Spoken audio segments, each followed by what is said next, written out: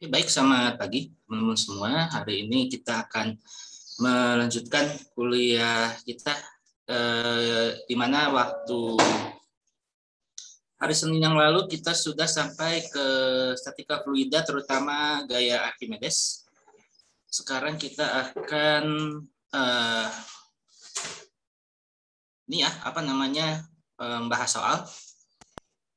membahas soal yang waktu itu sempat diperlihatkan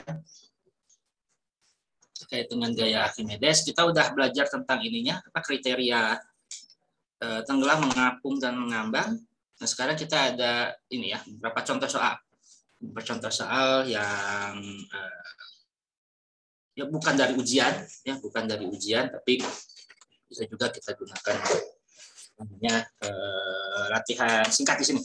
Oke, di sini ada sebuah patung kuno, ya. Patung kunonya ininya penjelasan gitu ya.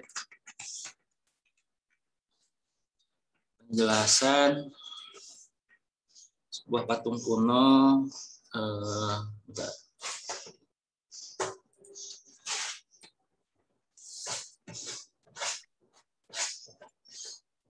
Sebuah patung kuno ini terbenam di dasar laut. Ini pengen diambil gitu ya. Objeknya gini ya. Mohon maaf gambarnya jelas tidak bagus. Nah, ini patung ini ya diketahui massa dari patungnya ini sama dengan 15 kg. Kemudian rho-nya ini adalah sama dengan 19.300 kg per meter kubik ya, per meter kubik. Nah, ini diminta untuk ditentukan berapa tegangan tali ya. Tegangan tali dari kapal yang ingin berusaha mengangkat patung ini dari dasar laut gitu ya. Ini seperti yang dilakukan oleh para arkeolog dan juga ya orang-orang yang mencari barang-barang purbakala gitu ya. Nah, ini tentu saja relatif mudah. Di sini berlaku gaya berat, kemudian tegangan tali ke atas, sedangkan karena ini berada di dalam air,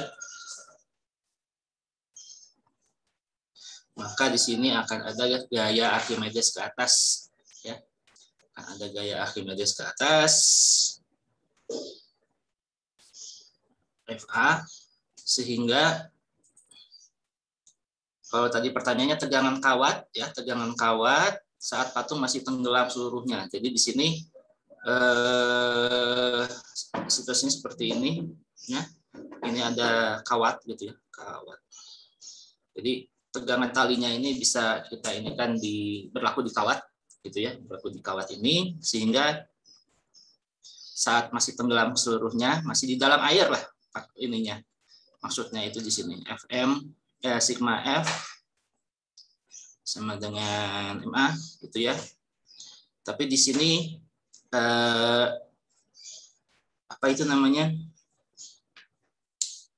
tegangan talinya ini ya, tegangan kawatnya ini diketahui juga rho air laut, rho water atau rho air laut adalah 1030 kg per meter kubik ya. Nah, di sini permasalahannya kita gunakan hukum 2 Newton, tapi di sini pada saat ini diangkat ya, pada saat benda ini diangkat secara perlahan-lahan ya,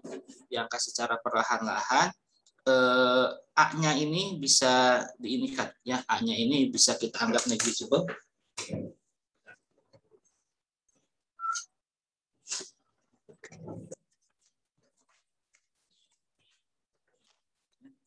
A-nya ini kita anggap negligible ya, karena biasanya si benda yang akan diangkat ke atas permukaan itu tidak akan tidak akan diangkat secara secara cepat gitu ya, secara mendadak gitu. Makanya dia tidak dianggap tidak dianggap signifikan ya, tidak dianggap signifikan untuk permasalahan ini ya. Untuk permasalahan ini dia dianggap tidak terlalu signifikan, kecuali memang dia diangkatnya itu secara yang diangkatnya itu secara kencang gitu ya. Jadi karena benda ini diangkat, karena kalau misalnya dia diangkat secara cepat pun dikhawatirkan benda yang diangkat di sini itu akan rusak ya, karena dia mengalami perbedaan tekanan ya, mengalami perbedaan tekanan antara tekanan yang ada di bawah yang lebih tinggi ya, yang lebih tinggi dibandingkan dengan tekanan yang ada di atas. Nah, itu secara elastisitas bisa menghasilkan deformasi, bisa merusak gitu ya. Makanya ini diangkatnya perlahan-lahan. Karena diangkat perlahan, maka A bisa diinikan 0. Nah, sehingga gampang nih. Jadi di sini sigma F sama dengan 0 berarti kita hitung gaya ke atas itu tegangan tali ya, itu diimbangi oleh gaya berat ya, diimbangi oleh gaya berat, kemudian ada tambahan dari gaya Archimedes itu adalah sama dengan 0. Nah, kita hitung aja sekarang untuk T yang ingin kita cari adalah sama dengan gaya berat dikurangi gaya Archimedes, di mana gaya Archimedes itu sama dengan rho air rho air dikalikan dengan G dikalikan dengan volume dari benda. Kita cari dulu V bendanya. V benda adalah sama dengan 15 kg dibagi 19.300 kg per meter kubik ya. Nah, ini jadi nanti V-nya dapat, ini juga dapat, ini berarti nanti 1030 dikalikan G, ini kita lakukan engineering approach, G-nya 10 dikalikan dengan V benda ya, dikalikan dengan V benda, baru nanti tegangan talinya pada saat dia itu di dalam air, ya udah, saat di dalam air dia itu adalah gaya beratnya itu adalah 150 Newton dikurangi FA gitu ya, dikurangi FA. Sehingga nanti bisa dapat berapa ininya. Berapa tegangan talinya di sini ya. Nah, ini kalau dia masih di bawah laut. Tapi kalau dia itu sudah di atas ya. Jadi si bendanya ini udah di atas ya, sudah di udara seperti ini, ya udah. Berarti ini kita T sama dengan gaya berat langsung ya. Sama dengan kalau yang B ya. Karena ini kan pertanyaannya ada 2. Tegangan kawat saat patung masih tenggelam seluruhnya, dan 2 adalah tegangan kawat saat patung sudah keluar seluruhnya dari air laut. Jadi kalau sudah keluar seluruhnya ya udah. Berarti dan bendanya di sini.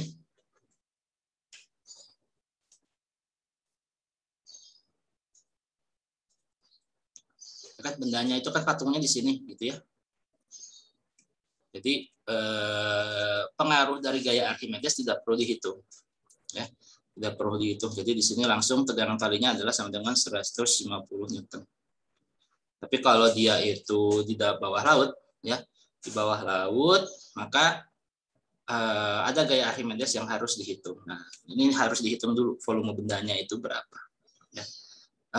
Nah, ini pengetahuan tentang kenapa A-nya ini 0 ini dari teknis saja, ya, dari teknis. Karena di soal sendiri dia tidak diberitahukan secara spesifik. Jadi kalau misalnya ini diujikan ini kurang bagus, ya.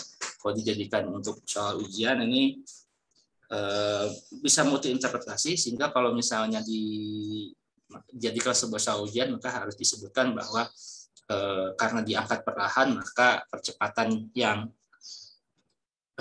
terjadi saat benda itu dinaikkan ke atas dia sangat negligible, ya, tidak ini. Jadi diangkat tapi dengan percepatan yang sangat kecil, gitu ya, sangat kecil, sehingga tidak perlu diperhitungkan.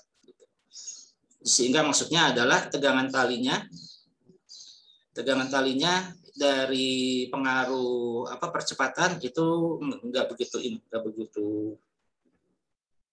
besar, gitu ya, nggak begitu besar, sehingga bisa diabaikan. Dan juga karena alasan teknis seperti yang tadi disebutkan tadi, kalau benda purbakala itu diangkat secara cepat ke atas, nyampe ke permukaan itu udah kondisinya rusak, gitu ya. Sedangkan ini benda purbakala jadi harus preserve, jadi dia harus dalam kondisi yang utuh. Ini untuk yang soal yang satu. Nah, kalau soal yang kedua ini bola mengambang, ini juga masih terkait dengan ini persoalan hidrostatika, di mana di sini ada sebuah bola berongga dengan rapat massa ρ. Yang ini akan kita tentukan memiliki volume total 1 liter. Jika dimasukkan ke dalam air ternyata mengambang 5% dari volumenya berada di atas air. Volume rongga yang berisi udara tersebut adalah 87,5% dari volume total bola. Jika rho udara adalah 1,12 kg dan rho air adalah 1000, tentukan berapa sih ini massa jenis dari bola tersebut. Jadi ini sama seperti persoalan bola basket, bola sepak, kita masukkan ke air, jadi dia ngambang dan hanya 5% saja yang ada di atas, ya. Sedangkan 95%-nya lagi itu berada di bawah air. Jadi kalau diilustrasikan penjelasan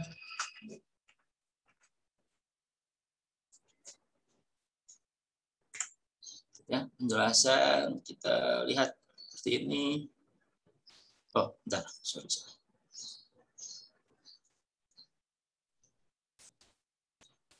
Jadi sini airnya seperti ini, kemudian bolanya seperti ini. Nah, ini bolanya seperti yang kita tahu, ya, bolanya kan ada rongganya, ya. Kalau bola sepak, bola basket, bahkan bola bowling pun dia kan dalamnya tuh sebetulnya kosong. Nah, ini yang di atas ini, ya, yang di atas ini dia ini 5%. Nah, sedangkan yang tenggelam ini adalah 95%. Nah, ini rho-nya, yang ini kulitnya. Rho-nya ini rho udara. Rho udara, yang ini rho air, ya. Rho air di sini. Nah, kalau misalnya dia dalam kondisi yang utuh, maksudnya dalam ini, ya, kalau misalnya dia diangkat, ya, jadi yang di dalamnya ini 87,5%, sedangkan si kulitnya ini adalah 12,5%. Ya. Nah, sekarang kondisinya adalah 95% dia di bawah ini. 95% dia di bawah air, sedangkan 5%-nya itu di atas. Nah, tentukan berapa rho. Ya. Tentukan berapa densitas dari bola tersebut.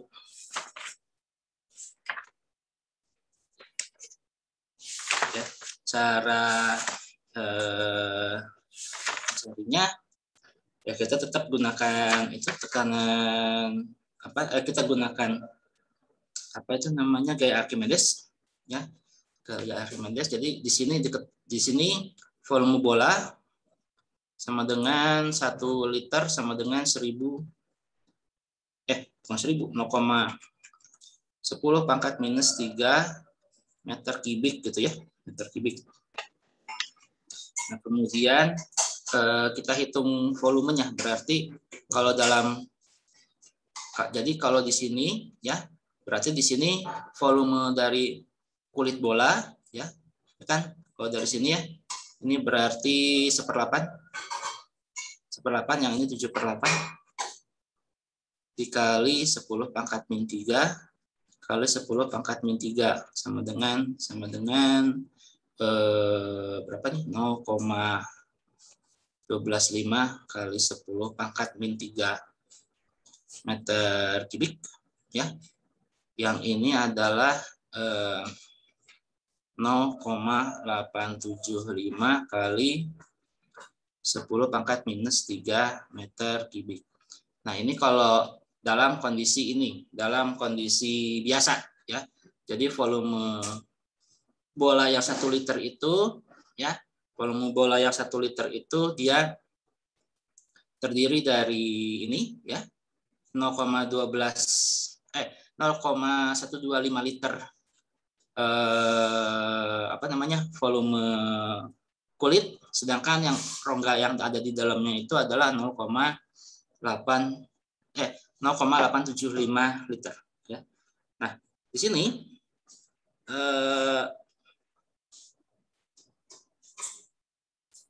bisa juga kita tentukan kalau misalnya dia dalam kondisi tenggelam seperti ini, maka ini tentu saja jadi 0,05 kali 10 pangkat min 3 meter kubik ya.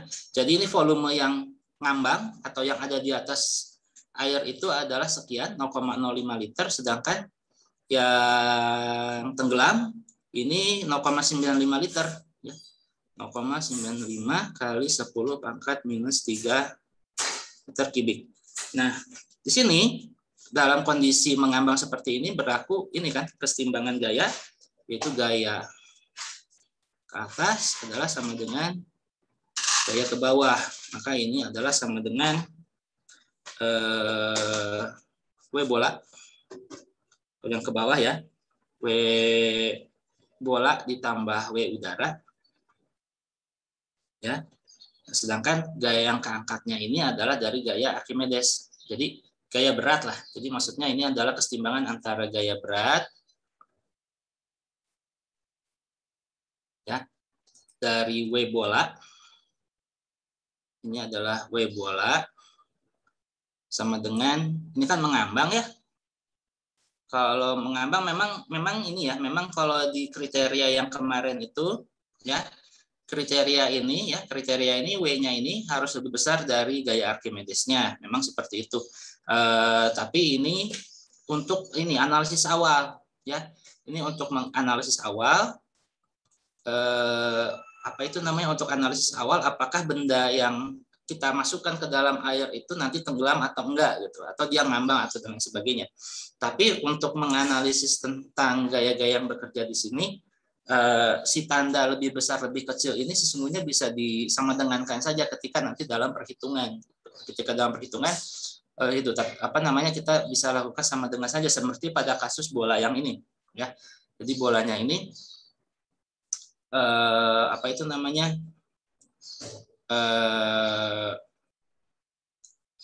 berada dalam keadaan mengambang di atas permukaan air ya, di mana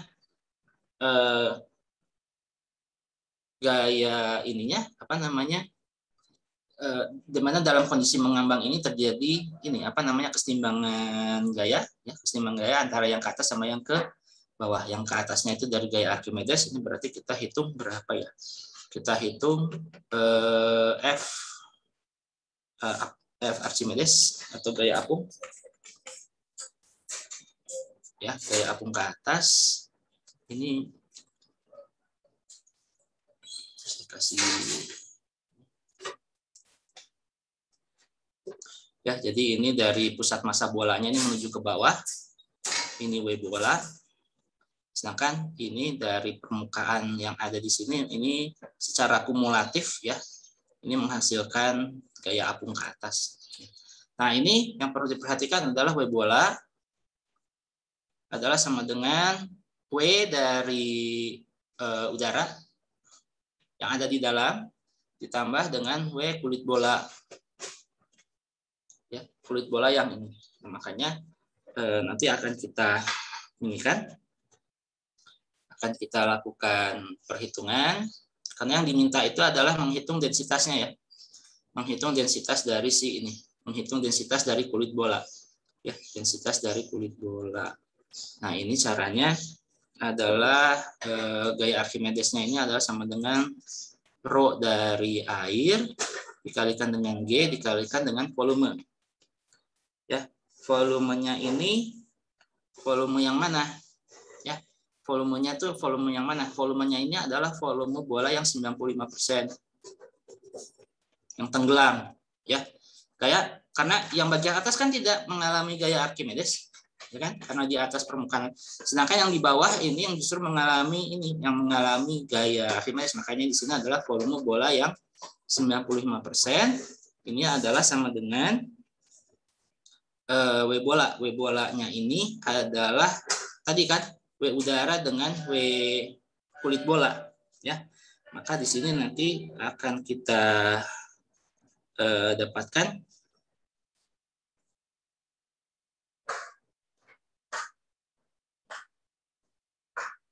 ya, akan kita dapatkan berarti di sini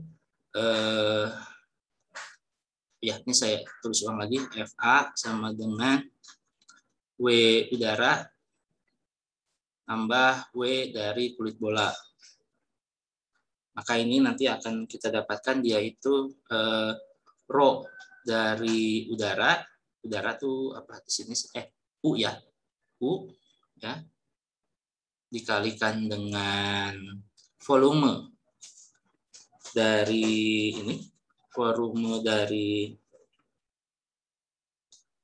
apa ini namanya?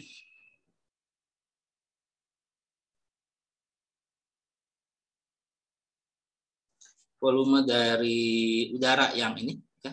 Volume udara yang 12,5%, ya, dikalikan dengan G, ya kan? Rho dikalikan V ini kan massa ya, massa dikalikan dengan G, kemudian dia ditambah rho kulit bola dikalikan dengan V. Kebalik. Persentasinya itu adalah 12,5%. Jadi ini yang udara, yang ini kan ini ya. Jadi kalau yang ini perhitungan yang ini nanti akan masuk ke dalam perhitungan W. Sedangkan kalau yang di sini ya, yang ini terutama untuk kondisi yang ini untuk nanti perhitungan FA. Nah, sehingga di sini rho udara dikalikan dengan volume 87,5% dikalikan G ditambah dengan rho kulit bola dikalikan dengan V 12,5% dikalikan dengan G. Ya, dengan W itu sendiri adalah sama dengan massa dikalikan dengan G sama dengan rho dikalikan V dikalikan dengan G. Itu ya. Nah, udah berarti di sini nanti kita dapatkan rho airnya ini. Oh ya, rho airnya di persoalan ini 1000 ya. Rho air sama dengan 1000 kg per meter kubik. Rho udara sama dengan 1,12 kg per meter kubik. Nah, berarti di sini yang nanti akan dicari ini kan si rho KB kan? Rho dari kulit bola. Udah, ini rho airnya tahu 1000.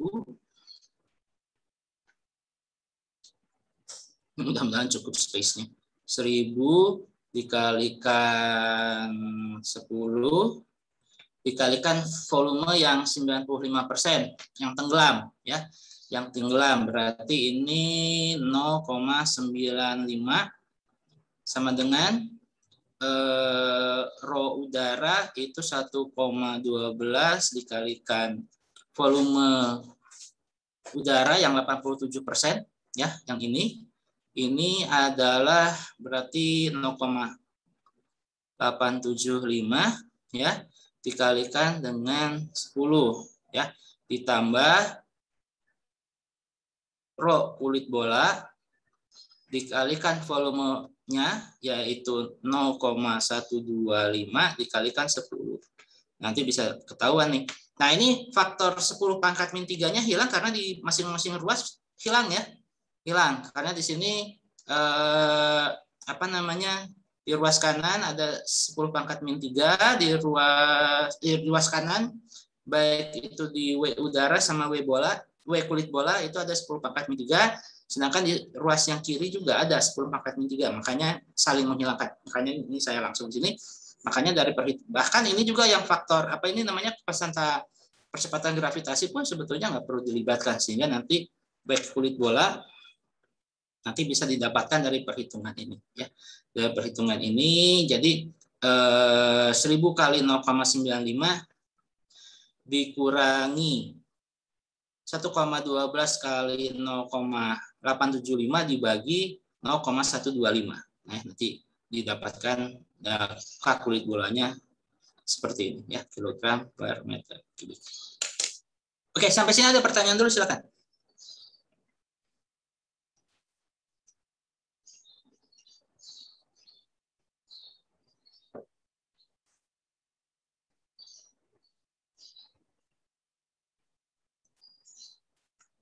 Oke, kalau nggak ada, kita istirahat dulu sebentar ya.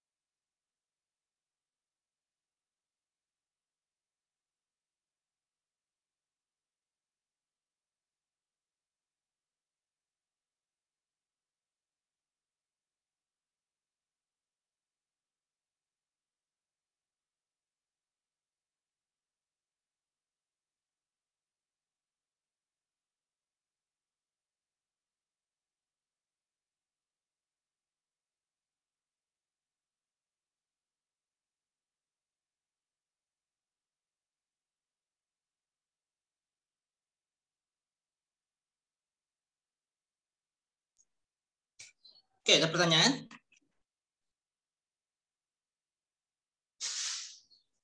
Oke, kalau tidak ada, maka kita bisa pindah ke topik selanjutnya, yaitu tentang fluida yang bergerak. Ya, kalau yang sebelumnya itu kita membahas tentang apa yang namanya kondisi di mana fluida itu tidak mengalami perpindahan dari satu posisi ke posisi yang lain. Kalau sekarang dia pindah posisi. Apa namanya di sebelumnya kita lihat bahwa perilaku dari fluida yang dalam kondisi tenang, yang dalam kondisi statis, ya bisa dibilang seperti itu lebih banyak berkaitan dengan tekanan sebetulnya. Kalau kita melihat fluida sebagai fluidanya itu sendiri, properties atau sifat yang signifikan adalah tekanan hidrostatiknya. Jadi kalau misalnya air dalam satu wadah atau air dalam kolam atau air di danau dan lain sebagainya, dalam kondisi yang tenang, jika dia tidak mengalir gitu ya, jika dia itu tidak ada gangguan dari angin atau tidak ada aktivitas ikan yang ada di dalam situ, jadi betul-betul air dalam keadaan tenang gitu ya, maka sifatnya itu atau perilaku fisikanya itu lebih dicirikan oleh tekanan yang dialaminya, di mana tekanannya itu dicirikan oleh tekanan hidrostatis, ya, tekanan hidrostatis seperti ini, ya, kemudian tekanan hidrostatisnya ini sensitif terhadap kedalaman, ya, sensitif terhadap kedalaman dari fluida tersebut. Jadi kalau misalnya kita punya bak mandi, ya, maka tekanan yang ada di permukaan itu adalah yang paling kecil, sedangkan makin dia ke dalam itu dia makin besar, dan di dasar bak itu adalah tekanan yang paling tinggi. Makanya jika termodinamika atau panas dari matahari tidak mempengaruhi kondisi, ya, jadi betul-betul dalam kondisi yang di mana temperatur dan tekanan dari udara tidak terlalu signifikan pada fluida kita, maka sifat dari fluida cair hanya bergantung kepada kedalamannya. Jadi semakin dia ke dalam, semakin dia itu menjauhi dari dasar permukaan ke dalam, itu berarti dia memiliki tekanan yang lebih besar.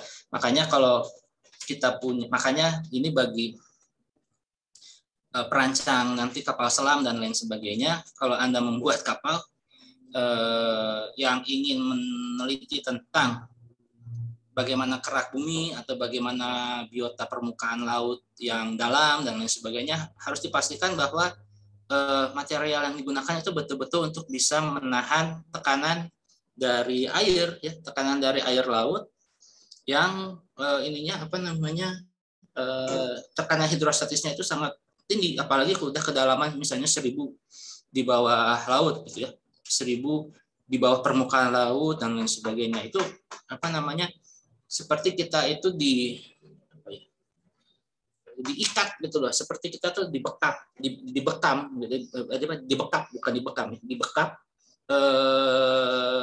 dan ini di squeeze itu squeeze itu kita ditekan gitu ya, ditekan itu. Kita dalam keadaan ini aja, ya, dalam keadaan normal saja dengan tekanan 1 atmosfer saat kita menikmati kuliah hari ini pun kondisinya seperti ini. Tapi kalau misalnya kita ke bawah laut, ya, ke dasar laut hingga kedalaman 100 meter, 200 meter sampai 1000 meter dan lain sebagainya, nah itu tekanannya ini sekali gitu loh. Kita seperti yang dipres gitu loh, dipres seperti nanti kita jadi kayak mau digeprek gitu loh, kayak mau dipenyet gitu. Jadinya dan itu kalau digeprek itu kan cuman gini ya, cuman ditekan gitu aja. Jadi ada waktu penekanannya itu kan tertentu. Tapi kalau misalnya dipres itu kan terus menerus kan, ya, itu dibayangkan saja kondisinya kalau kita itu berada dalam kedalaman air tertentu. Nah itu dalam keadaan tenang, ya, bahkan dalam keadaan tenang pun air itu punya sifat menekan seperti itu, memiliki sifat tekanan seperti itu. Nah, karena dia punya sifat tekanan, maka kalau dia punya percabangan seperti U ini, maka berlakulah prinsip Pascal, di mana tekanan fluida jika densitasnya sama, jika jenis fluidanya itu sama, jika dia itu berada dalam elevasi yang sama, ya, dari 2 buah saluran yang dicirikan seperti ini, seharusnya dia memiliki tekanan yang sama, ya. Jadi selama dia itu jenis fluidanya sama, kemudian elevasinya sama, maka atau kedalamannya sama, maka seharusnya dia punya tekanan yang sama walaupun dia punya percabangan pipa seperti ini. Nah, itulah yang makanya digunakan oleh ini ya para teknisi untuk untuk mengaplikasikan ke sistem dongkrak hidrolik ataupun hal-hal yang berkaitan dengan hidrolik itu sendiri ya. Sistem itu kan sistem hidrolik itu kan sebetulnya menggunakan prinsip dari Pascal ini ya. Pascal ini untuk misalnya membuka menutup pintu, kemudian misalnya pengereman dan lain sebagainya kan. Nah, itu menggunakan sistem hidrolik. Kemudian juga untuk ini tabung U. Tabung U ini sering juga dipakai untuk mendeteksi tekanan dan juga laju fluida di pipa-pipa yang ada di pabrik gitu, di pipa-pipa yang maupun sekarang sebetulnya banyak pabrik dan juga instalasi industri yang sudah menggunakan alat ukur digital. Tapi alat ukur sebelum ada digitalisasi ya, sebelum ada digitalisasi itu prinsip dasarnya itu adalah menggunakan tabung U ya, menggunakan pipa tabung U. Jadi nanti teman-teman dari teknik kimia dan juga teknik fisika mungkin nanti ketika akan menyalurkan suatu gas atau fluida dari satu reservoir ke reservoir yang lain, misalnya untuk proses yang ada di pabrik, nah itu pengukuran yang paling sederhananya itu menggunakan pipa U seperti ini. Nanti caranya itu bagaimana nanti diperlihatkan. Karena penggunaan tabung U atau pipa U ini nanti akan disambungkan dengan sebuah pipa yang tertentu supaya dia bisa tahu berapa laju cepat dari laju atau berapa cepat aliran dari fluida tertentu dalam satu pipa dan lain sebagainya. Nah, itu digunakan di pabrik-pabrik dan mungkin alat ukur digital yang Anda gunakan sekarang ya nanti di di pabrik-pabrik itu sebetulnya berasal dari sini, kemudian dia menggunakan sensor sehingga dia jadi bacaan digital dan lain sebagainya. Tapi hal pengukurannya itu sendiri masih berbasis kepada ini, namun didigitalisasi menggunakan sensor. Nah, ini jadi untuk yang hidrostatik ada tekan hidrostatik, prinsip Pascal dan Archimedes. Dimana kalau Archimedes itu lebih kepada reaksi dari sebuah fluida terhadap benda padat yang masuk ke dalam fluida. Ya, karena tadi ada tekanan ya. Karena tadi ada tekanan dari hidrostatis ketika ada benda padat masuk ke dalam cairan, maka dia itu akan membuat ya benda ini setidaknya dia tertahan untuk masuk ke dalam bawah ke dasar air tersebut. Jadinya tidak semua benda padat ketika dimasukkan ke dalam air itu akan langsung menuju ke dasar. Karena dia harus memenuhi kriteria ini kan, kriteria mengapung, tenggelam dan juga mengambang ini. Ya, supaya dia itu tenggelam maka gaya beratnya ya harus lebih besar dari gaya apungnya. Sedangkan kalau kalau dia itu berada mengapung di antara badan di antara badan air maka dia harus sama. Tapi kalau dia mengambang yang keangkatnya justru lebih besar daripada yang ini ke bawahnya. Makanya wajar benda-benda seperti plastik dan sampah-sampah industri dan sampah-sampah rumah tangga itu sekarang banyak yang mengambang ya di laut ya. Kalau misalnya kita lihat global trash circulation, ini juga bagi teman-teman teknik industri harus difikirkan bagaimana caranya supaya kita mereduksi pemanfaatan atau mereduksi sampah ya, mereduksi sampah karena setiap barang produksi yang dihasilkan pasti akan menghasilkan sampah gitu. Tapi bagaimana caranya supaya sampah ini tidak menjadi polusi yang berlebihan sehingga dia mengubah kondisi biotik dari laut misalnya atau mengubah kondisi alamiah dari tanah tertentu dan lain sebagainya. Ini misalnya kalau kita lihat, karena memang kita kalau memproduksi suatu barang pasti punya kemasan dan lain sebagainya. Nah itu kemasannya ini kan Kalau udah nggak dipakai kan dibuang dan lain sebagainya. Nah itu banyak yang coba ya, global trash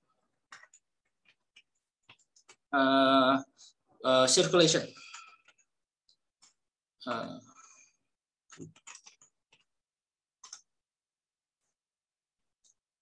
Ya, yang ini nih, mana ya? Yang plastic waste yang ada di ini, nah ini. Ya.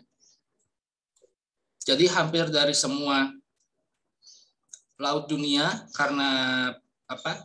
Karena bumi itu punya sirkulasi apa ini namanya? Punya sirkulasi aliran air laut ya, dia punya global apa itu namanya sea water circulation. Jadi di Pasifik sini ya, di Pasifik sebelah utara ini ngumpul tuh semua sampah yang dibuang ke laut ya.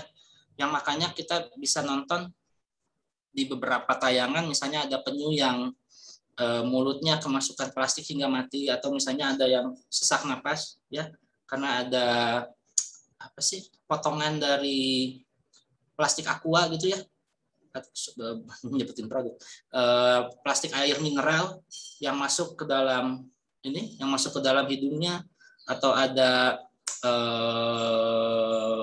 anjing laut atau ikan-ikan yang terjerat oleh apa namanya ya, jaring atau tali atau kain yang dibuang ke laut dan lain sebagainya. Nah itu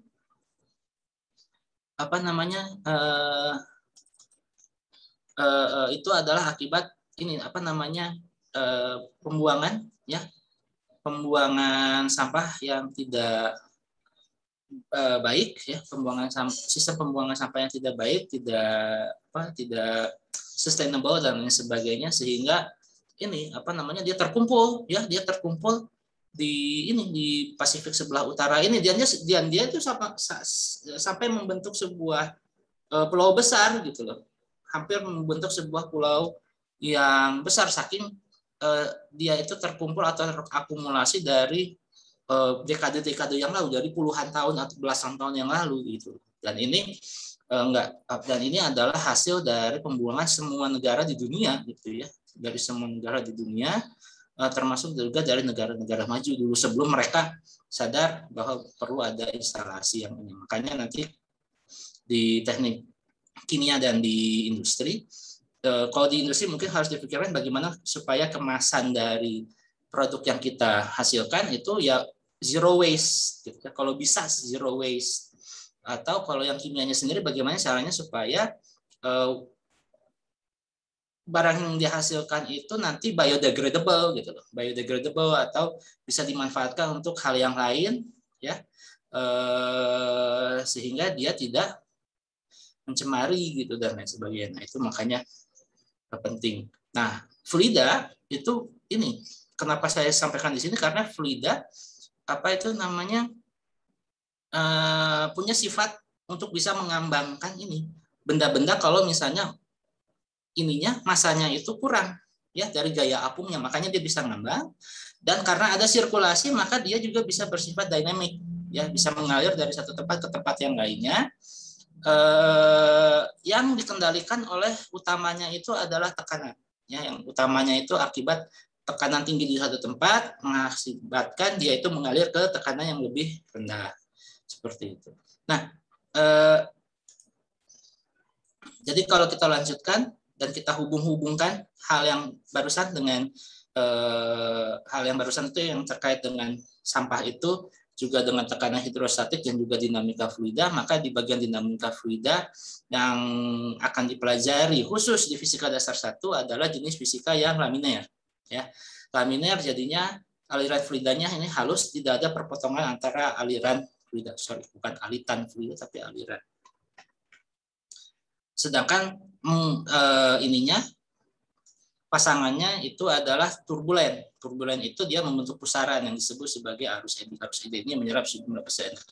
Ini kalau gampangnya secara ilustrasi ya, secara ilustrasi maka kalau aliran yang laminer ini misalnya suatu pipa ya, misalkan kita anggap ini adalah suatu pipa, maka aliran yang laminar itu, oh ya, ini ada dua ya. Ini saya bikin dua pipanya di sini sama di sini supaya terlihat perbedaannya. Oh sorry, gini aja. Ini, nah ini Ctrl C, Ctrl V. Nah ini seperti ini. Nah kalau yang apa tadi, laminar, ya, laminar itu dia sifatnya gini, ya. Sifatnya itu kalau ini di dalam pipa ini atau dalam saluran ini ada air dan partikel-partikelnya itu bisa kita cirikan, maka gerak dari aliran laminar itu kayak gini, lurus-lurus gini seperti ini. Lurus-lurus seperti ini, ya. Dan dia tuh ini, dan ini mohon maaf gambar saya ini jelek, jadi dan dia perilakunya ini apa namanya, kalau dia itu dalam satu garis yang sama, maka setelah dia bergerak juga dia dalam satu garis yang sama gitu. Nah ini laminar, ini makanya nih saya gambarnya ini agak jelek. Nah ini harusnya gini, ya. Jadi partikelnya itu bergeraknya tuh seragam gitu ya, uniform, dan alirannya ini tidak menyinggung aliran partikel yang lainnya gitu. Ya ini yang disebut sebagai aliran laminar atau streamline. Nah sedangkan kalau yang turbulen itu dia ya gini, bisa motong, bisa muter-muter, ya, seperti ini gitu ya. Nah ini akan menghasilkan jumlah energi. Jadi ini misalnya adalah satu ini. Nah jadi di sini misalnya dia di satu ini yang sama, tapi lihat ininya apa namanya, path-nya dia ini ya tidak lurus gitu, tidak lurus, bahkan dia melengkung atau bahkan muter-muter dan lain sebagainya, membentuk arus eddy dan sebagainya. Nah ini bedanya, kalau ini yang turbulen, yang ini laminar atau laminar gitu ya, atau laminar. Nah jelas bahwa energi yang dibutuhkan partikel air untuk aliran turbulen ini jauh lebih besar, ya, jauh lebih besar dibandingkan dengan yang laminar. Makanya untuk kasus-kasus di engineering, ya, aliran fluida lebih banyak diselesaikan dengan asumsi linear, asumsi laminar ini supaya mudah mudah penghitungan maupun pengukurannya. Walaupun sesungguhnya kalau misalnya di dalam pipa itu, nah ini makanya teknik fisika dan juga orang metalurgi itu penting membuat pipa itu jangan sampai ada cacat. Kalau ada cacat maka nanti akan menghasilkan turbulen, dan turbulen ini menghasilkan energi yang besar kan. Nah kalau energinya besar ini bisa terjadi deformasi dan sebagainya. Nah sehingga nanti ada bengkok, ada retak, ada ya macam-macam gitu ya. Makanya kalau misalnya nanti di industri, yaitu memang kebanyakan memang harus presisi, harus perfect gitu ya kondisi. Walaupun sebetulnya tidak ada barang yang 100% perfect, tapi untuk industri itu dia punya standar tertentu yang harus dipenuhi. Nah, makanya supaya dinamika fluidanya ini masuk, maka si pipanya ini harus dalam kondisi yang bagus dan juga dipastikan bahwa si aliran fluida yang ada di dalamnya ini juga mengalir secara laminar, bukan turbulen. Karena kalau turbulen ini nanti selain energinya besar juga mempercepat kondisi keausan dari atau aus itu kadaluarsa dari pipa yang menjadi bahan penyalur. Nah ini sekaligus juga di pengantar nanti di mekanika fluida di tingkat 2 tingkat 3 bagi teman-teman FTI ini. Saya kemarin kita lihat ya, ternyata ya mungkin kalau di teknik industri mungkin nggak belajar ya, kalau nggak salah. Dia lebih banyak ke elektronika dan mekanika bahan. Tapi kalau di mana itu teknik kimia sama teknik fisika kan nanti Anda belajar fluida ya. Nanti Anda akan belajar fluida. Nanti akan jenis-jenis dari fluida. Ada fluida Newtonian, non-Newtonian, ada laminar turbulen. Laminar turbulen ini sudah dijelaskan.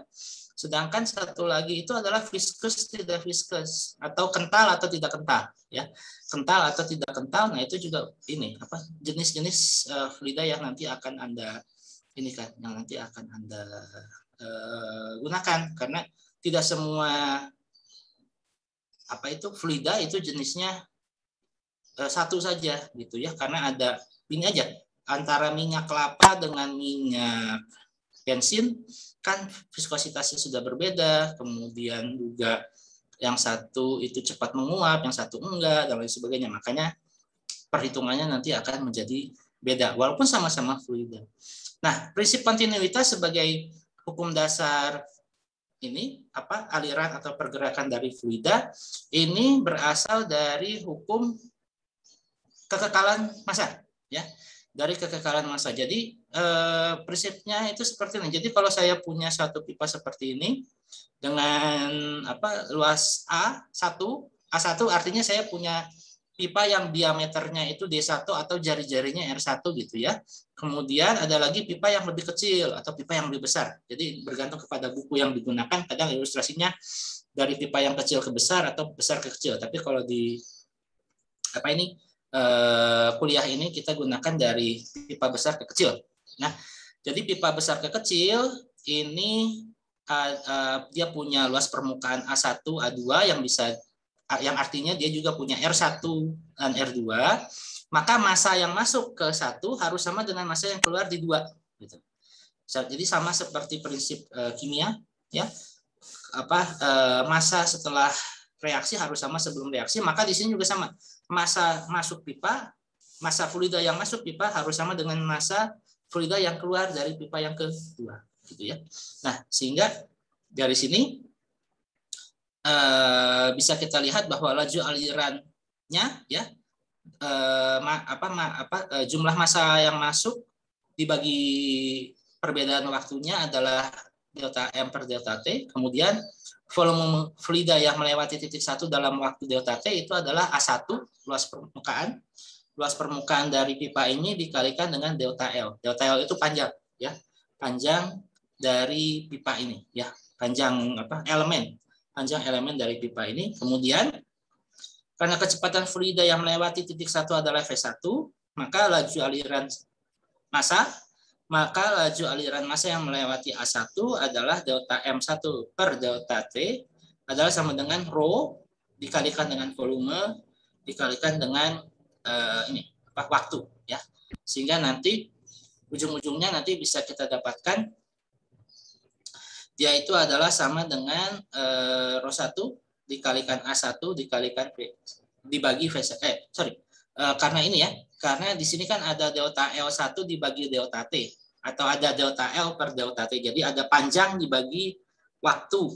Makanya panjang bagi waktu kan kecepatan. Makanya ini delta massa dibagi delta waktu itu nanti diterjemahkan sebagai rho massa jenis dari air ya, bukan massa jenis dari pipa. Di sini tidak kita perhitungkan pipanya, karena yang mengalir ini atau yang pindah posisi adalah si fluida. Makanya massa fluida yang mengalir adalah sama massa fluida yang mengalir itu jadi rho dikalikan dengan volume, tapi karena volume itu ada luas penampang pipa atau luas permukaan pipa dikalikan dengan panjang elemen pipa, panjang elemen dibagi waktu kan jadi kecepatan. Makanya berlakulah hukum nanti kontinuitas bahwa massa yang aliran massa yang masuk sama dengan massa aliran yang keluar adalah sama dengan rho 1 A1 V1 sama dengan rho 2 A2 V2. Nah, artinya secara umum persamaan kontinuitas ini mengakomodasi dua fase fluida ya, ada rho 1 rho 2 dengan catatan rho 1 ada di pipa 1, rho 2 ada di pipa 2 gitu. Jadi seperti air Jadi seperti misalnya kita mau membersihkan minyak dalam pipa, kita desak dengan air, maka saat maka massa yang masuk dari aliran air adalah sama dengan aliran minyak yang keluar dari pipa 2 gitu. Jadi rho 1 rho 2 bisa beda gitu ya. Jadi secara umum. Tapi tentu saja kita pengen yang mudah ya. Kalau dalam kondisi yang mudah fluida yang ada di pipa 1 dan pipa 2 sama gitu ya.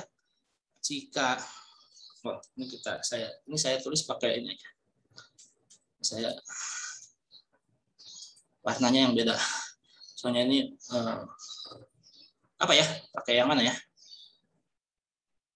Jangan merah deh. ini aja lah, green aja lagi tadi. Oke, nah ini persamaan kontinuitasnya yang ini nih, rho 1 A1 V1 sama dengan rho 2 A2 V2.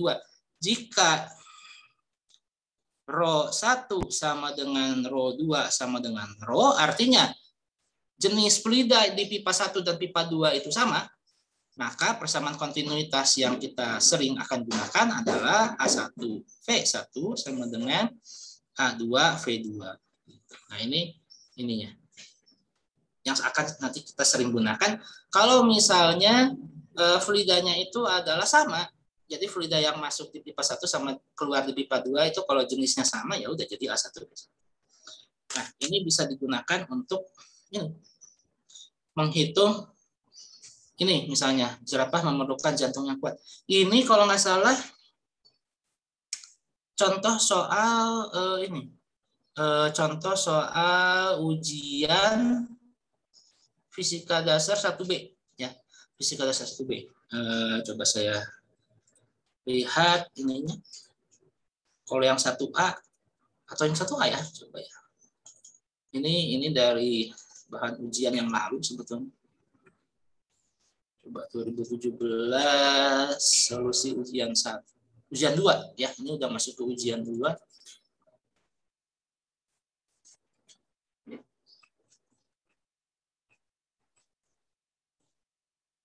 Karet.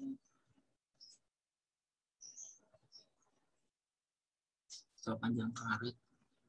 Oh iya, ini mirip-mirip ini ya, mirip-mirip pertanyaan.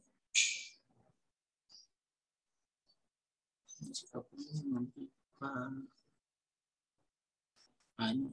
Oh, bukan. Ini berarti bukan tahun 2017. Tahun berapa ya? 18 gitu? Bentar. Bentar. Bukan di sini. Ini tuh di sini. Bahan ujian 2018. Solusi ujian 2. Solusi ujian ini gitu. Dia batang tembaga, tangki tertutup, atau mungkin bukan. Berarti tahun berapa ya? 16 gitu. So ujian 2 1. Kalau masa. Oh, ini tabung buku, sifon, kalorimeter. Bukan, itu 2019 ya. Pokoknya ini pernah keluar di ujian sih, seingat saya, tapi saya lupa ujian mana ya. Tapi kalau nggak salah ini dari yang FIDA 1B, kalau nggak salah. Karena mereka di sana ada ini, ada SITH ya. Jadi ininya contoh soalnya berkaitan dengan itu, aliran darah jerapah gitu ya. Nah, ini aliran jerapah nanti dicari lagi lah, nanti cari lagi ini asalnya dari mana. Tapi ini seingat saya ini dari ujian atau dari kuis ya. Pokoknya ini ada soal ya seperti ini. Jadi aliran darah jerapah, definisi fluida incompressible. Ini apa namanya, incompressible itu artinya dia densitasnya tidak fungsi waktu, artinya densitasnya ini tidak ini apa namanya, mau kena proses apapun juga dia nggak berubah ininya apa namanya densitasnya ya, sehingga karena ada juga fluida yang sifatnya compressible seperti udara. Jadi kalau misalnya dia itu ditekan, nanti kita belajar termodinamika, kita akan lihat bahwa ada fluida yang sifatnya compressible. Jadi ketika dia itu ininya ditekan, densitasnya itu ketika udara itu ditekan sehingga volumenya itu berkurang, maka densitasnya juga ini berubah gitu ya, nggak konstan. Tapi kalau fluida enggak, yang compressible artinya dia mau di ketinggian berapapun atau dia mau ada proses apapun, dia densitasnya masih tetap segini. Kemudian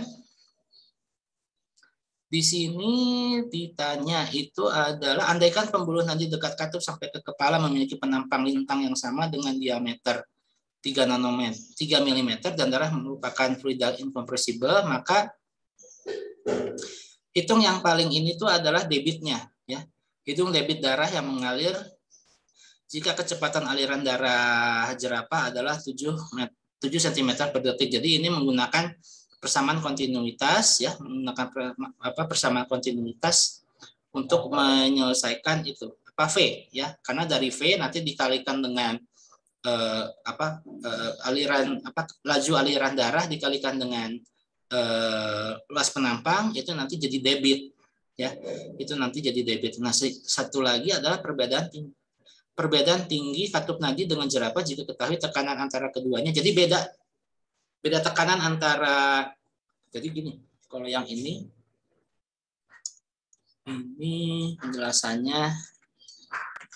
penjelasan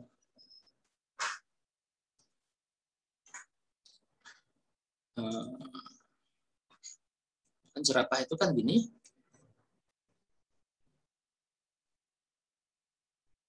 Nah, ini gambar saya jelek, saya tahu. Kan gini ya.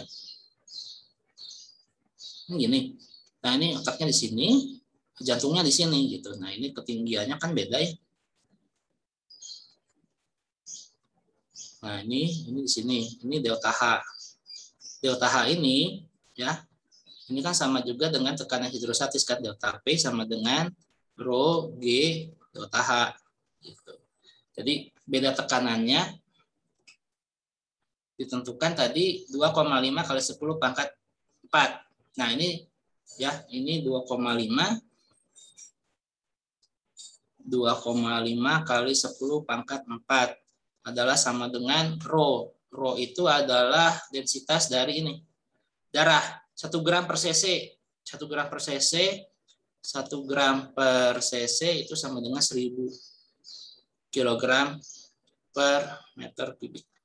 Berarti ini 1000 kali 10, ya, G-nya kita pakai pendekatan engineer 10 meter per sekund kuadrat dikalikan dengan delta H gitu. Nah, pertanyaan pertama kan berapa sih ketinggian dari sini ya? Beda ketinggian ya. Beda ketinggian antara otak jerapah dengan jantung kan. Nah, ini perbedaan tinggi katup nadi dengan kepala jerapah ya. Jadi katup nadi itu yang dari jantung. Nah, kemudian debit darahnya ini kan berarti ada sistem 1 ini kan. Ya, ini sebetulnya ada, nah, ini ada jalurnya seperti ini kan, seperti ini. Berarti di sini ada A1, ini ada A2. Ya udah, persamaan kontinuitas. Persamaan kontinuitas ini kalau yang ini yang B ya, yang B, sedangkan yang C-nya ini adalah A1 V1 sama dengan A2 V2. Yang ditanya, nah ini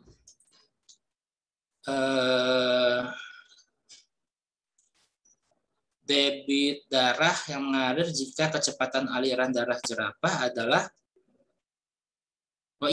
ini bentar, debit darah yang mengalir, ini justru ini nggak perlu persamaan kontinuitas, ini justru lebih gampang. Oke, debit ya, kalau debit ini berarti debit, kalau nyari debit ini adalah sama dengan A ya dikalikan dengan V. Debit air, debit fluida itu adalah luas penampang dikalikan dengan kecepatan. Ya udah, A-nya ini tadi adalah pi dikalikan dengan 3 mm ya. Berapa sih? Diameternya 3 mm. Berarti 3 mm itu 3 kali 10 pangkat min 3 meter dikuadratkan ya, dikalikan dengan tadi berapa sih? 7 cm per detik. 7 cm per detik itu coba ya, V 7 7 cm per detik itu adalah sama dengan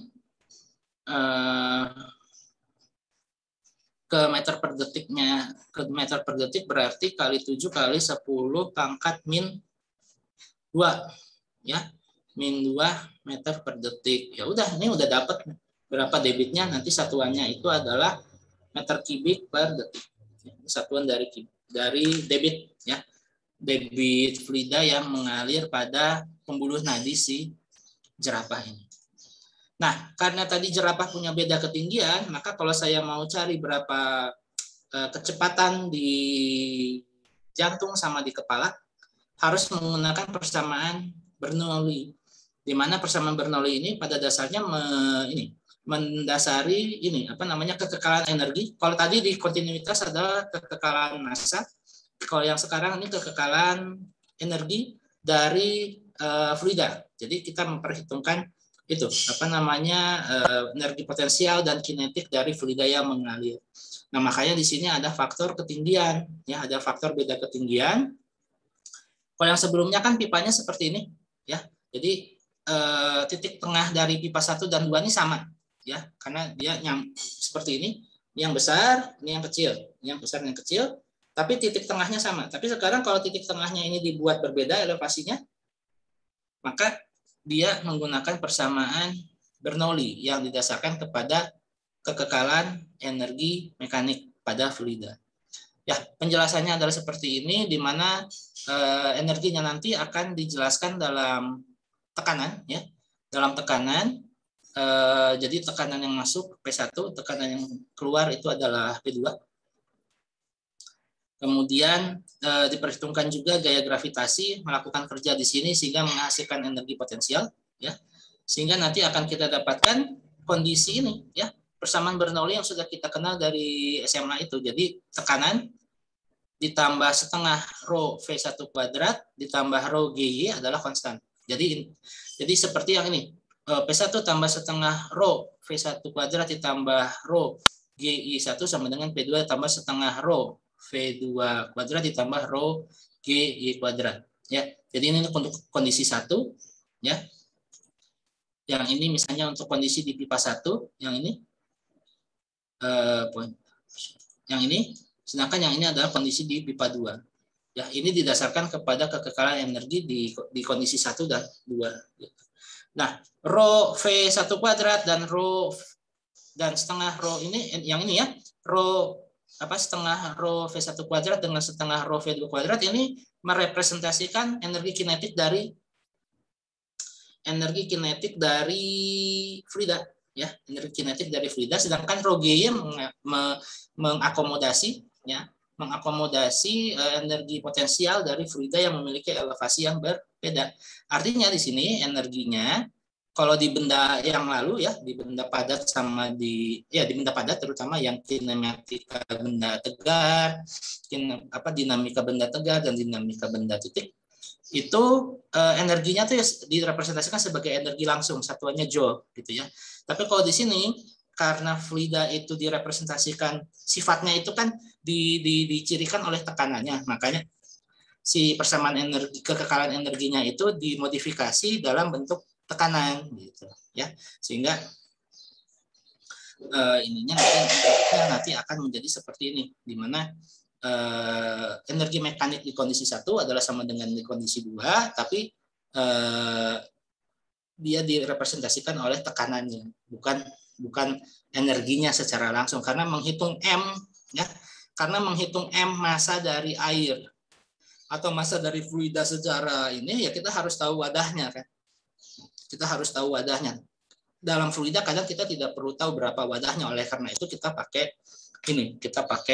rho ini gitu. Kita pakai rho ini dengan mengasumsikan bahwa ini juga Bernoulli ini, ya, asumsinya juga apa? Tidak ada gesekan.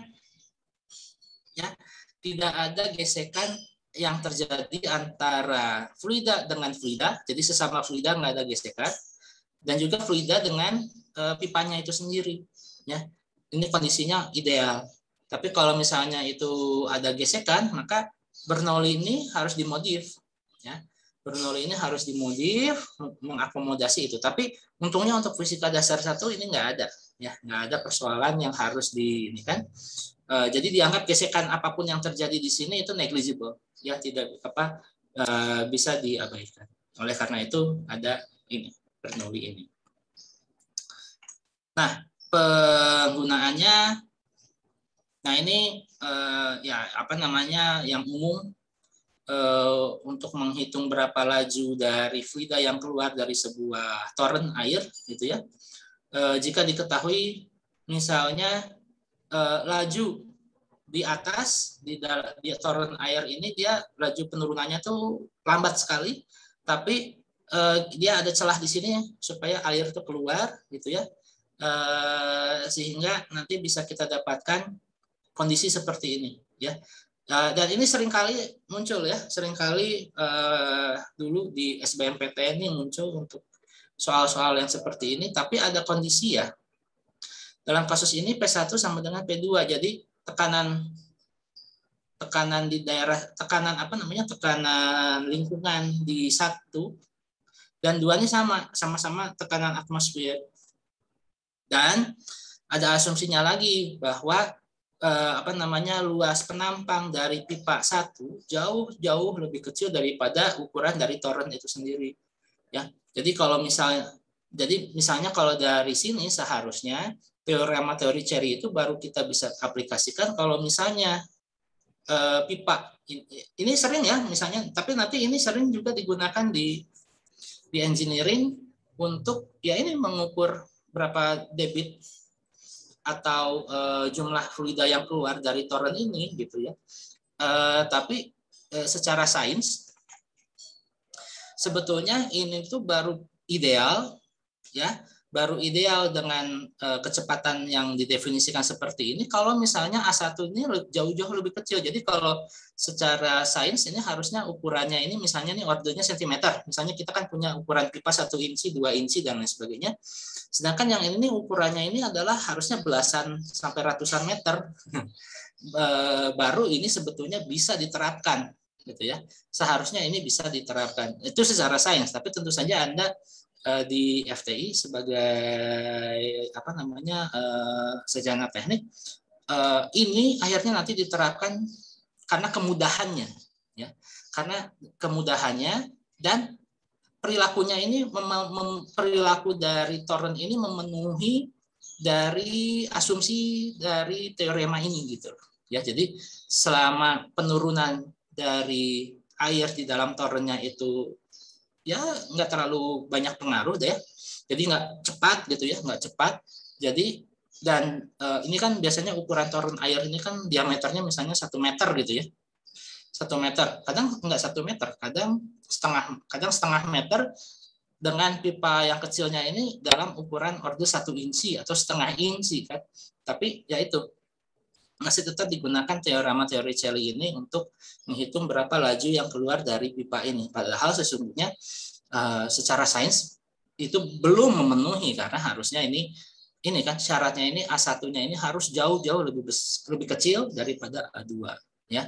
Jadi lebih kecil itu adalah ya setidaknya dia inilah ordernya itu beda order 3 kali lipat aja 10 pangkat min 3 10 pangkat 3, gitu ya, dari 10 pangkat 0 dan lain sebagainya. Ya, harusnya seperti itu. Tapi teorema ini sering kali digunakan oleh teman-teman di teknik, ya, untuk mengukur berapa laju fluida yang keluar dari suatu reservoir tertentu. Nah, contoh ini, ya, contoh yang terakhir ini terakhir. Oh, satu lagi ada pipa Venturi dengan gaya angkat pesawat. Kalau yang ini contoh soal yang juga pernah muncul di ujian. Jadi ini mirip-mirip dengan kasus jerapah tadi. Ini ada air, gitu ya. Jadi ini ada rumah 2 lantai, ya. Ini ada pompa air, itu mau mengalirkan air ke shower, gitu. Nah ini kan dari sini ke sini, gitu kan. Ini kan ada beda ketinggian, ada delta H, ini berarti ada H2, ini H1, gitu. Nah ini diketahui pompa air, ini V1, nah, ini V1. Kemudian ini diameter, ini berarti A1. Nah, di sini tekanannya, di sini diketahui 3 atmosfer karena dia pompa, ya. Nah, ini berarti ini P1. Tentukan laju aliran dan tekanan dalam pipa berdiameter 2,6 cm. Nah, ini kan 1 inci nih, ya. Ini kan pipa 1 inci. Nah, orang engineer teknik harus tahu. Ini kan jadi ini nanti A2 ya. Terdapat di lantai 2 5 meter. Ini H1-nya 0, ini sama dengan 5 meter. Ya. Nah, tentukan berapa ininya, tentukan berapa lajunya dan ininya, tekanannya. Nah, ini caranya mudah.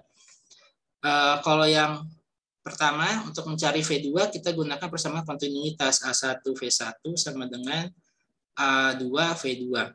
Ya. Ini diameter 4 cm kan berarti A1 adalah sama dengan Pi dikalikan diameter per 2 gitu ya, kuadrat. A2 sama dengan Pi diameter 1. Ini diameter 2 bagi 2 kuadrat. Karena diameter bagi 2 kan jari-jari dikuadratkan jadi.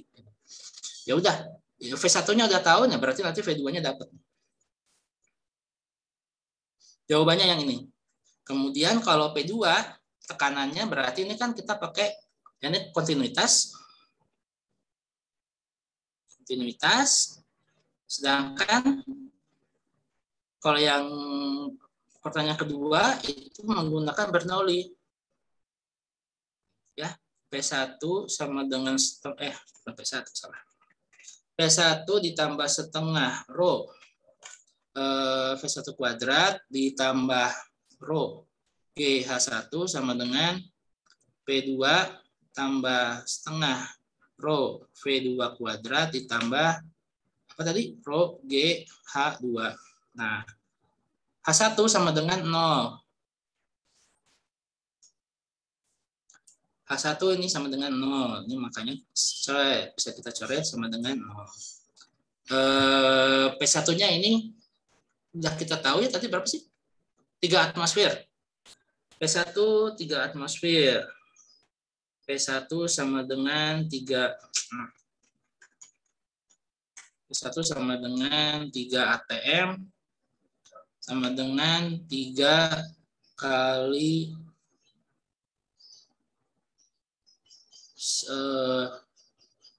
3,13 kali ini 3,039 kali 10 pangkat min 5 min 5 salah 5 Pascal ya Pascal. Ya udah P1-nya yang ini, V1-nya kita tahu ya. Oh ya, rho ini kan air ya, air. Maka rho-nya adalah sama dengan yang ideal aja lah, 1000 kilogram per meter kubik. Ya udah. Ini informasi ini kita punya, informasi ini bisa kita hitung. Yang ditanya itu adalah P2-nya, ya. Yang P2-nya yang ingin dicari. Ini sudah bisa kita hitung, ini juga bisa kita hitung, ya. Jadi nanti dapat P2-nya tuh yang ini. Nah, kemudian tabung Venturi. Tabung Venturi itu adalah yang tadi saya sebutkan itu, ya, alat ukur itu. Oke, sebelum saya masuk ke Venturi, kita ini dulu bentar ya. Kita istirahat dulu sebentar.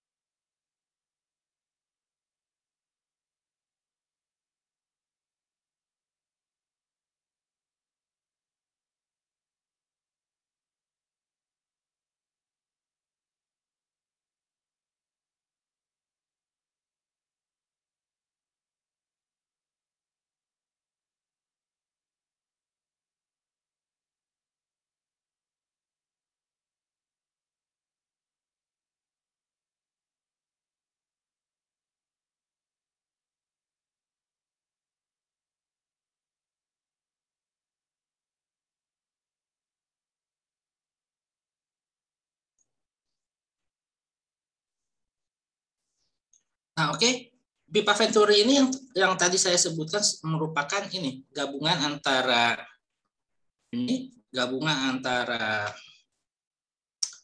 kontinuitas dengan hidrostatik. yaitu sebuah apa itu namanya alat yang digunakan untuk mengukur laju fluida di dalam pipa. Gitu. Ini skematikanya seperti berikut. Jadi pakai yang ini lagi. Pipa Venturi itu kayak gini. Jadi gini. Ya ini seperti ini. Ya, ini pipanya seperti ini. Nah, ini tuh nanti dihubungkan dengan sebuah ini ya. Nanti ini dihubungkan dengan sebuah pipa U. Nanti akan dihubungkan dengan sebuah pipa U yang di dalamnya tuh ada air raksa. Ya, yang di dalamnya itu ada air raksa. Nah, beda ketinggian dari air raksa itu nanti digunakan untuk mengetahui, ya, digunakan untuk mengetahui ini apa namanya kecepatan dari aliran fluida di dalam pipa. Jadi gini, ini kan ada, coba ya kalau nggak kebayang kali ya kalau coba ya kalau misalnya pabrik yang ini pabrik petrokimia gitu ya misalnya.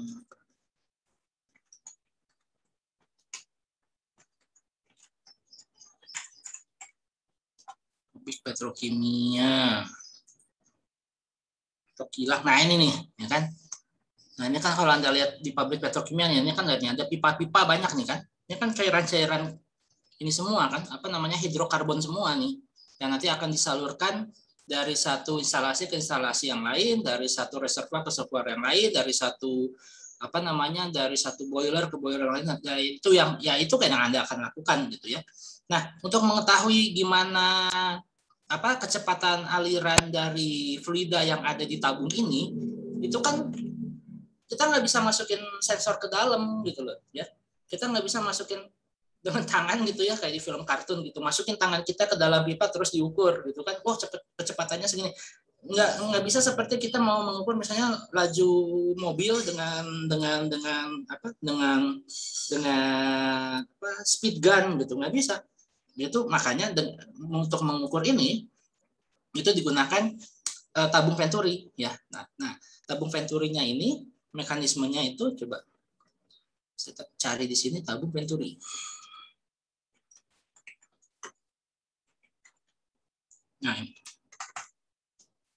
Nah, ininya kayak gini, ya. Ada yang seperti ini, ada yang desain tabung Venturinya itu seperti ini, ya. Ada lagi yang seperti ini. Nih, ada lagi yang seperti ini. Yang akan kita gunakan sekarang untuk persoalan yang ini. Nah, ini jadi ini yang hitam ini adalah yang pipanya. Ya, badan pipanya, fluidanya tadi di dalam, ya. Fluidanya ini ada di dalam. Nah, dengan demikian maka ini tadi gambar saya salah ya. Gambar saya ini salah, seharusnya si pipanya bukan di sini. Kalau gini kan berarti dia nggak bisa ini dong. Nggak bisa mendeteksi perbedaan ini, apa namanya, kecepatan dari ini. Nah ini didesainnya seperti ini. Nah ini gini. Nah ini gambarnya. Nah lebih baik lah. Kayak gini.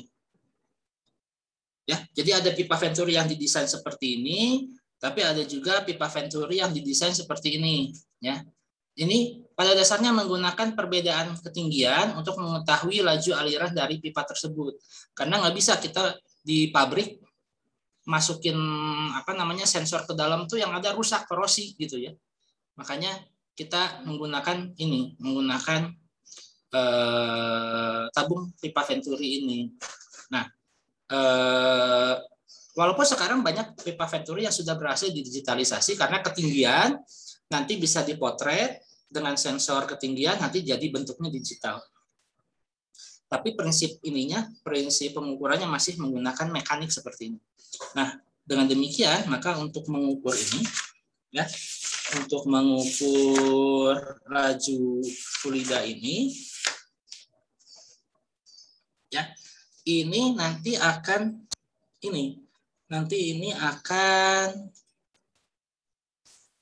berarti kita coba tabung Venturi A. Nah, ini A2-nya, ini A2-nya. Bentar. Saya ganti dulu. Jadi di sini ini A2-nya. Nah, ini kan gini ya. Nah, ini gini. ini A2, sedangkan yang ini luas penampangnya ya, ini luas penampangnya, ini A1. Nah, ini kan senternya sama nih. Ya. Senternya sama berarti di sini ini V1. Nah, ini laju di sini adalah V2. V2. Nah, sedangkan si air raksanya tuh di sini. Ya, si air raksanya itu di sini. Ini air raksanya di sini. Ini di sini. Air raksanya di sini. Nah, nanti ini bisa dilihat dari beda ketinggian. Ya.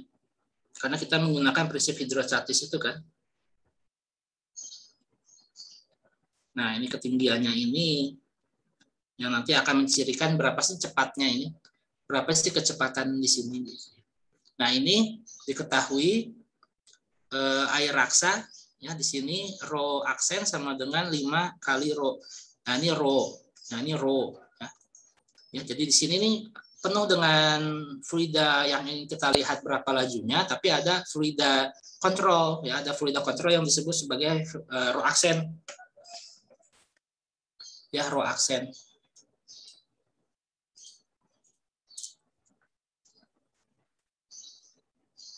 Aksen di sini. Nah, tentukan laju fluida yang mengalir pada pipa 2, pada pipa 1, karena ini kan yang utamanya itu kan si pipa satunya, tapi untuk mengukur ini maka dilakukan pipanya itu dikecilin ya, jadi A2. Oh sorry, ini saya salah. Ini A2. Ya. A2 supaya dia bisa mengakomodasi si pipa venturinya ini yang tabung punya itu. Nah, tentukan laju. Nah, di sini diketahui delta H-nya. Delta H-nya itu sama dengan 3 mm. 3 kali 10 pangkat min 3 meter. Nah, berapa V1?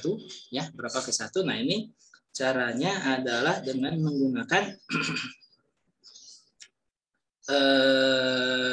adalah dengan cara menggunakan yang digunakan di sini adalah 1 persamaan Bernoulli, 2 persamaan kontinuitas, dan ketiga adalah persamaan Pascal. Plus hidrostatik juga sebetulnya ya, hidrostatik. Ya, jadi di sini nanti yang digunakan adalah seperti berikut. Sehingga nanti penyelesaiannya saya pakai blank aja. Ya, pakai blank aja. Nah.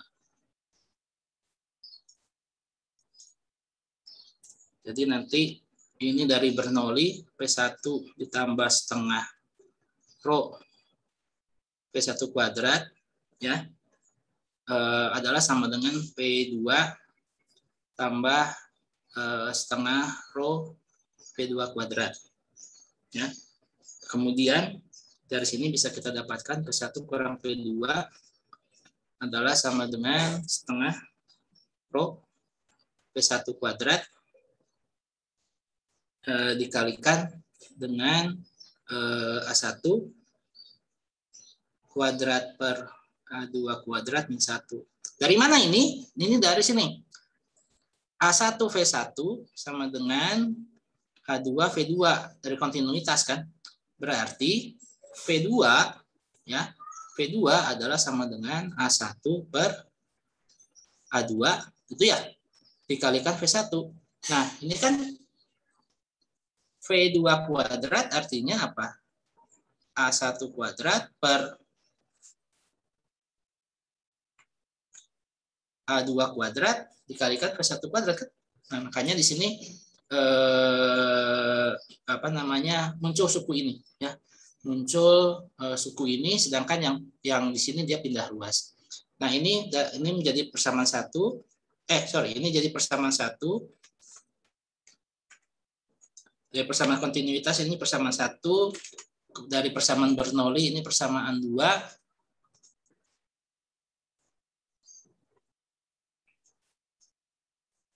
jadi persamaan 2.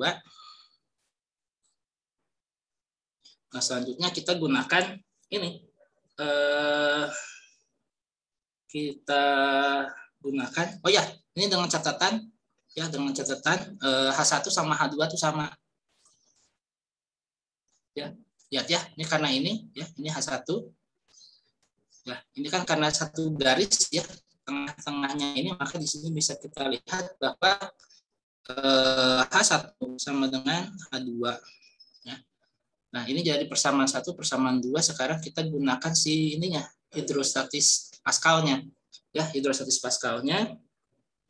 Kita lihat bahwa kita punya ini. Kita punya titik Q. Sorry. Kurang jelas. Ini kita punya titik Q sama R. Ya. Ini kita punya titik Q, ini punya titik R. Nah, tekanan di PQ adalah sama dengan tekanan di PR. Sehingga nanti kita dapatkan ini P1 ya ditambah rho G Y1 sama dengan P2 tambah rho G Y1 kurang H ditambah rho aksen kalikan G dikalikan dengan H. Y itu dari mana? Y itu dari sini. Y itu diambilnya dari sini ke sini. Dari sini ke sini, ini Y. Ya, ini Y. Ya, ini Y. Sehingga nanti kita dapatkan ya, P1 kurangi P2 adalah sama dengan ini. Adalah sama dengan, nah ini kan suku yang ini, nanti kan mencoret yang ini nih. Mencoret yang ini. Ya, mencoret yang itu, sehingga nanti akan kita dapatkan rho aksen dikurangi rho dikalikan dengan GH. Nah, ini jadi persamaan 3. Nah, lihat, ini kita udah punya P1 P2, ini punya P1 kurang P2. Udah samain, ya. Samain. Dari persamaan 2 dan 3 nanti akan kita dapatkan, ya. Nanti akan kita dapatkan setengah rho P1 kuadrat, ya, A1 kuadrat per A2 kuadrat min 1 sama dengan rho aksen min rho PH. Ya udah, nanti rho aksennya, yang ditanya itu kecepatan V1 ya, bentar. Nah, nanti dari sini ketahuan V1-nya itu berapa. Ya, V1-nya ini berapa? Ya. Ini melibatkan akar sesuatu ya. Akar dari ini, dari modifikasi ini ya. Jadi ini cara menjawabnya. Oke, kalau yang terakhir ini gaya angkat pesawat. Gaya angkat pesawat tuh kayak gini. Ya, gaya angkat pesawat ini berarti ada V1 di sini. Yang ini V2 ya. Ini diketahui di sini juga ada A1, di sini ada A2 gitu ya. Gaya angkat pesawat itu ini apa namanya? Pesawat itu akan gaya angkat pesawat ini kondisinya itu adalah jika V1-nya ya. Bentar.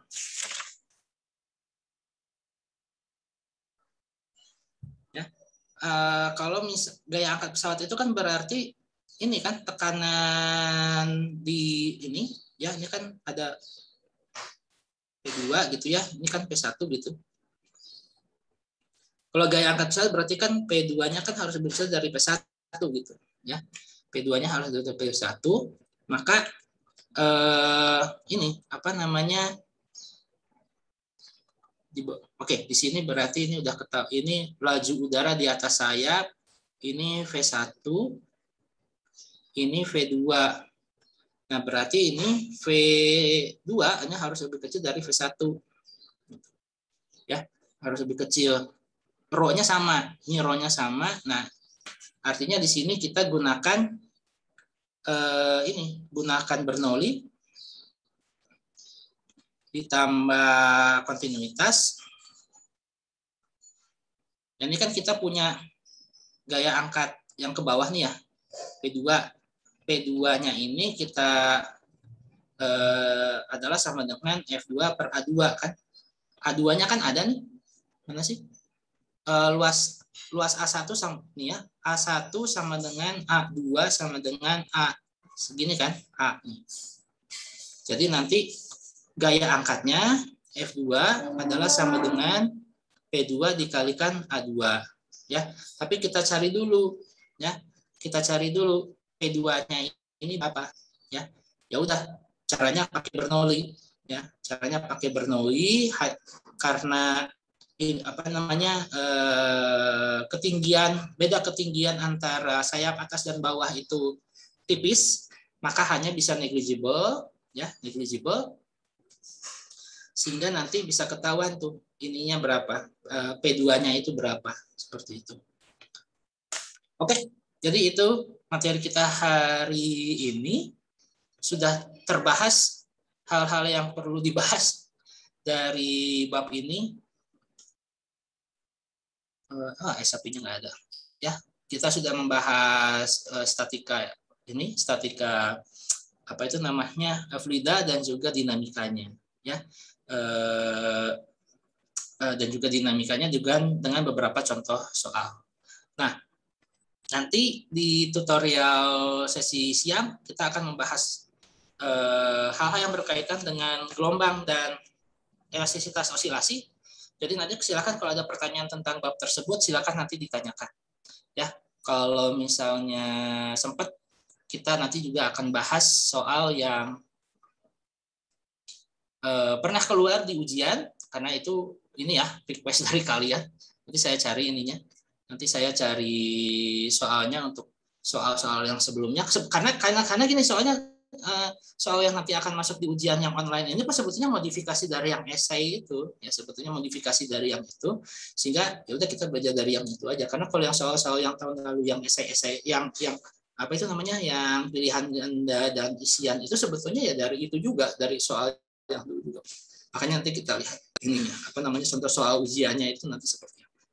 Oke, saya kira itu saja dulu kuliah kita hari ini. Terima kasih atas perhatiannya. Kita nanti ketemu lagi di sesi siang untuk tutorial modul 6. Kalau ada pertanyaan, jangan ditanyakan terkait yang dengan elastisitas, osilasi, dan juga gelombang.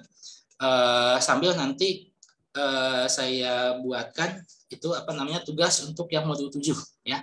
Dan juga nanti siang insya Allah kita juga akan bahas itu apa, modul RBL, karena sudah rilis di hari Senin yang lalu tugas RBL yang harus Anda kerjakan untuk semester ini. Oke, terima kasih. Selamat pagi semua. Saya tutup ya. Sebentar, sebelum saya tutup saya close dulu recordingnya.